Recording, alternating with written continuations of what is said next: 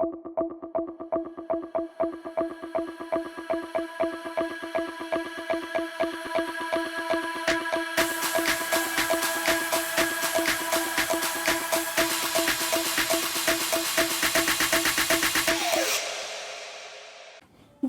शिव के भक्तों के लिए आदिदेव महादेव से जुड़ा हर प्रसंग आनंद और सुख की अनुभूति प्रदान करने वाला होता है।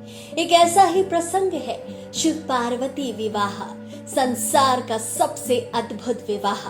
विवाह के समय हर माता पिता अपनी पुत्री के लिए अच्छा घर और वर चाहता है, और ऐसा ही सोचा था माता पार्वती के पिता हिमावन और माता मैना ने।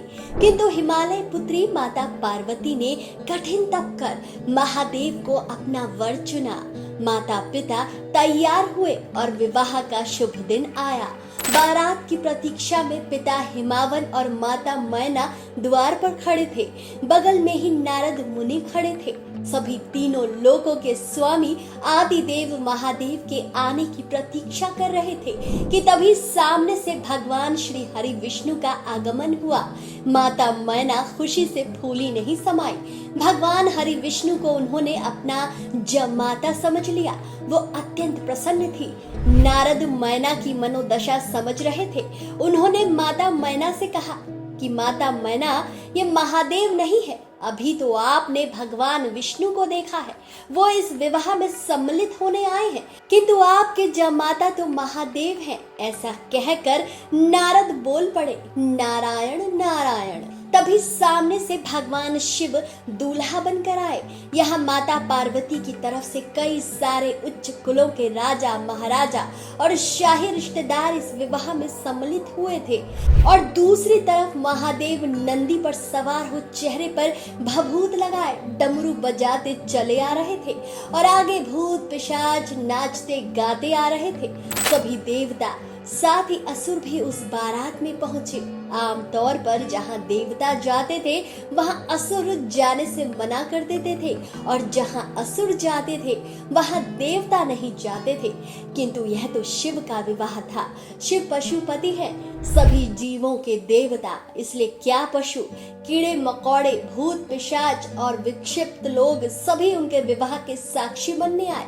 संसार की सबसे विचित्र और अद्भुत बारात देखकर माता मैना चिंतित हो उठी, और महादेव का अघोरी रूप देखकर तो अत्यंत रुष्ट हो गई। नाराज होकर बिना बारात का स्वागत किए महल में चली गई। वो महादेव का अघोरी रूप देखकर विचलित हो गई और माता पार्वती से कहने लगी कि चाहे कुछ भी हो जाए, इस अघोरी से विवाह मत करो। जब ये सूचना समस्त देवताओं तक पहुंची तो वो भी हैरान हो गए। सबसे आगे ब्रह्मा और विष्णु जी माता मैना को मनाने आए कि हे देवी, आपके द्वारे समस्त देवता और स्वयं साक्षात महादेव खड़े हैं, और आप यहाँ हैं। आप सभी का अपमान कर रही हैं। किंतु माँ मैना ने कहा कि आप वापस चले जाएं, क्योंकि किसी भी सूरत में पुत्री पार्वती का विवाह महादेव से नहीं होगा।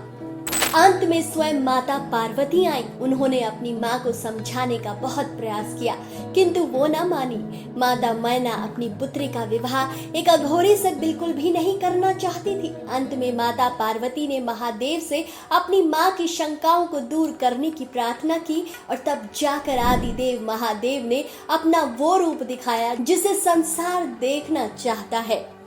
और ये रूप महादेव के सन्यासी, योगी, तपस्वी रूप से बिल्कुल अलग था। तो मित्रों, आपको महादेव किन रूपों में पसंद है? कमेंट सेक्शन में जरूर बताएं, और अगर वीडियो पसंद आया है तो इसे ज्यादा से ज्यादा शेयर कीजिए। हर हर महादेव।